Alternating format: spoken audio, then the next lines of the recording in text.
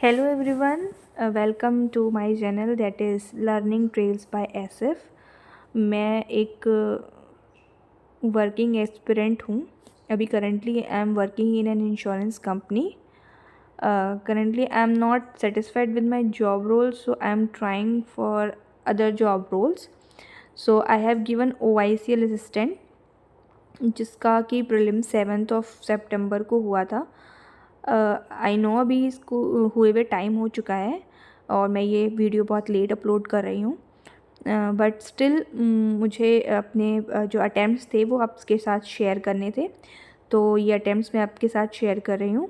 मैंने जो फॉर्म अपना फ़िल किया है वो यूपी स्टेट से, उत्तर प्रदेश स्टेट से फ़िल किया है। तो बात कर लेते हैं मेरे अटैम्प्ट्स की। सबसे पहला जो सेक्शन था हमारा वो था इंग्लिश लैंग्वेज सेक्शन। तो इंग्लिश में टोटल मैंने 27 क्वेश्चन अटैम्प्ट किए हैं, जिसमें से 2 से 3 मे भी रॉन्ग हो सकते हैं, मे बी कोई भी रॉन्ग ना हो। हालांकि मेरी जो इंग्लिश की एक्यूरेसी रहती है वो अराउंड 90 to 95% रहती है, तो इसमें भी मैं मान के चल रही हूँ कि 2 से 3 मे भी रॉन्ग हो सकते हैं। और 3 मैंने अटैम्प्ट नहीं किए, स्किप किए हैं, हालांकि मेरे पास टाइम था, बट वो थोड़े ट्रिकी थे, इस वजह से मैं अपनी एक्यूरेसी और ज़्यादा ख़राब नहीं करना चाहती थी, जिस वजह से मैंने उन्हें स्किप किया है।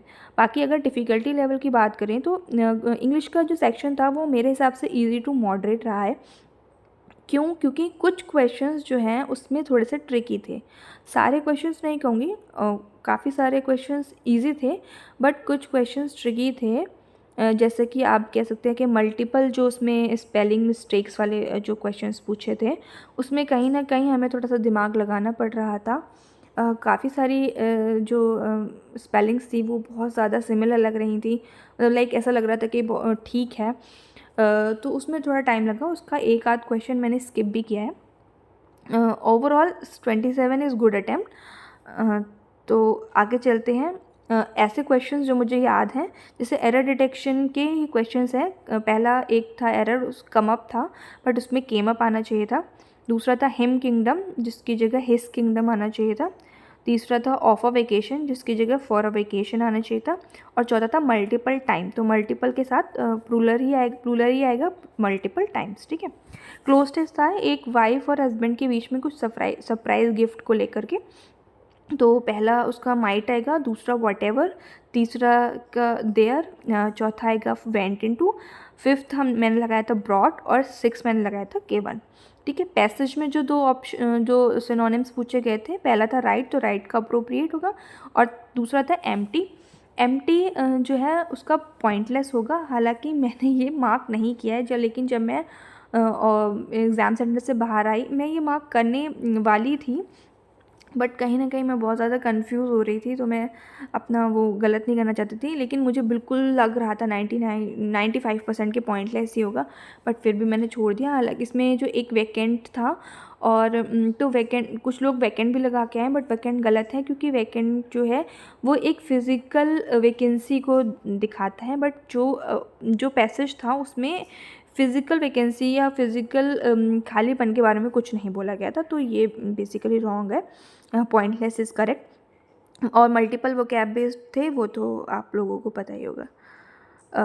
उसके बाद रीजनिंग, सॉरी मल्टीपल वोकैब नहीं, मल्टीपल स्पेलिंग वाले थे, ठीक है। उसके बाद रीजनिंग की अगर हम बात करें तो 35 क्वेश्चन मैंने पूरे अटैम्प्ट किए हैं, और एक्यूरेसी मेरी फुल हाई ही है रीजनिंग में। और डिफ़िकल्टी लेवल बहुत ईजी था, कोई ज़्यादा डिफ़िकल्ट नहीं था।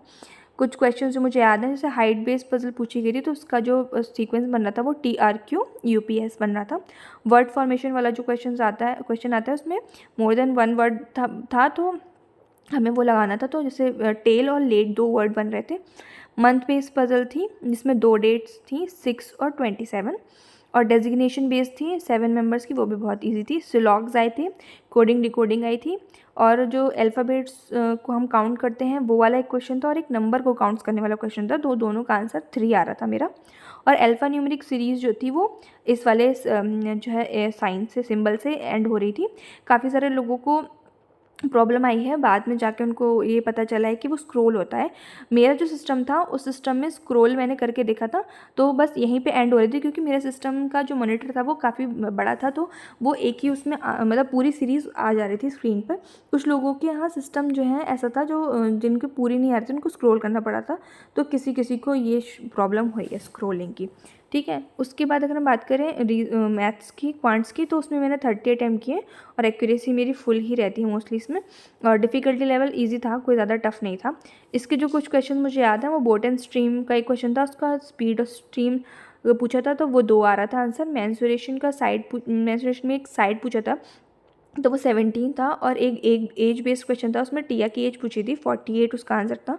प्रॉफिट एंड लॉस का एक क्वेश्चन था, उसमें 360 आ रहा था आंसर, शायद कॉस्ट प्राइस पूछा था आई थिंक। उसके बाद एसआई का इंटरेस्ट पूछा था, तो 4% आ रहा था। और टाइम एंड वर्क का पूछा था, तो उसमें 9 आवर्स आ रहा था उसका आंसर। ठीक है, तो ये ओवरऑल क्वेश्चन मुझे कुछ याद थे, तो मैंने आपको बता दिए। तो ओवरऑल अगर आप मेरे अटैम्प्ट देखेंगे तो इंग्लिश में 27 है, रीजनिंग में 35 है, और न्यूमेरिकल एबिलिटी में 30 है। तो टोटल मैंने 92 क्वेश्चन अटैम्प्ट किए हैं। आई थिंक थोड़े ज़्यादा हो सकते थे मैथ्स में, 1-2 क्वेश्चन और हो सकते थे, बट स्टिल ये गुड अटैम्प्ट्स हैं। मैंने यूपी से अप्लाई किए हैं और एक्सपेक्टेड कट ऑफ जो है 85 प्लस ही है सारे स्टेट्स की। 1-2 नंबर ऊपर नीचे हो सकता है। ठीक है, क्योंकि मैंने NICL असिस्टेंट और NISCL असिस्टेंट का जो मतलब पिछले साल 2024 के जो एग्ज़ाम्स हुए थे उनका एनालिसिस देखा था, उनमें अराउंड यही कट ऑफ रही है हर स्टेट में। तो इस मतलब कुछ लोग कहेंगे कि यहाँ से दिल्ली से भर देना चाहिए था, यहाँ से भर देना चाहिए था, बट इट डजेंट मैटर। ठीक है, क्योंकि 1-2 नंबर ऊपर नीचे कहीं भी हो सकता है जो दिल्ली से जिन लोगों ने भरा हो, क्योंकि उसमें ज़्यादा वैकेंसीज़ है, तो काफ़ी सारे लोगों ने वहाँ से भरा होगा। तो हो सकता है कि किसी ऐसे स्टेट में जहाँ कम वैकेंसी हो, वहाँ लोगों ने कम भरा, तो आपका कम हो सकता है वहाँ की कट ऑफ कम जाए। तो नो वन नोज़ दैट। तो हमें कुछ नहीं करना है, अब हमें जिसका भी 85 प्लस अटैम्प्ट्स हैं वो प्लीज़ मेंस पर ध्यान दें, अपना जीए पढ़े और अपना मेंस के क्वेश्चंस लगाए, प्लस इसमें कंप्यूटर भी है हमारे मेंस में, तो वो भी हमें पढ़नी है। ठीक है, बाकी अगर किसी को कोई क्वेश्चन पूछना है किसी भी तरीके का, तो वो मुझसे पूछ सकता है कमेंट सेक्शन में। मुझे मतलब काफ़ी ज़्यादा एक्सपीरियंस है बैंकिंग एंड इंश्योरेंस के एग्ज़ाम्स में। तो आई होप आपको मेरे अटेम्प्ट्स अच्छे लगे हों। ठीक है, और मिलते हैं नेक्स्ट वीडियो में।